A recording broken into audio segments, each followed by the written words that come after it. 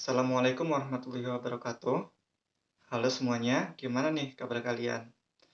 Semoga senantiasa diberi kesehatan dan rezeki yang cukup di saat seperti sekarang ini.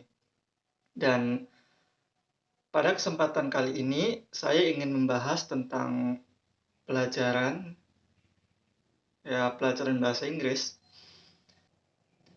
Dan pembahasan kali ini yaitu tentang Jaren, Jaren Yeager. Nah, buat kalian yang sedang mempelajari bahasa Inggris, penting nih buat mahamin apa itu gerund. Namun, secara teori, gerund ini hampir atau istilah lainnya itu jarang untuk dipelajari karena ya begitu simpelnya, cuma nambah ing pada kata kerjanya. Ya sesimpel itu, jadi jarang dipelajari gitu. Nah, meski sesimpel itu, kita juga perlu tahu prinsip dari gerund guna untuk mengembangkan writing skill kita, di mana dalam menulis teks bahasa Inggris, pemahaman tentang grammar itu ya sangat penting untuk dipahami agar mempermudah kita dalam mengembangkan kalimat-kalimat.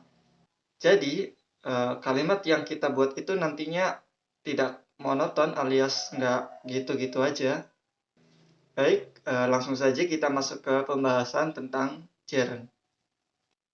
Nah, perhatikan contoh kalimat berikut ini. Swimming is my hobby. Dan ada kalimat I bought drawing book yesterday. Nah, kedua contoh kalimat tersebut menggunakan verb swim dan verb draw.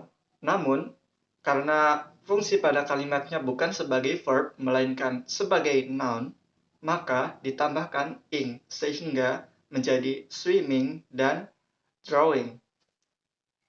Memang agak mirip dengan rules dari present continuous di mana verbnya ditambahkan ing. Namun bedanya peran gerund di sini bukan sebagai verb melainkan sebagai noun atau kata benda. Jadi, sederhananya, gerund itu merupakan noun yang menggunakan verb. Dengan kata lain, gerund merupakan kata kerja atau verb yang perannya dalam suatu kalimat itu sebagai noun atau kata benda. Nah, karena peran gerund ini bukan sebagai kata kerja, maka dalam sebuah kalimat, peran gerund ini bisa digunakan sebagai subjek. Contohnya itu seperti swimming is my hobby. Atau this meeting is very fun. Kemudian visiting Cirebon was my activity last month. Dan bisa juga sebagai objek. Contohnya seperti I need shopping bag. Atau I like swimming. Dan I enjoy reading. Dan lain sebagainya.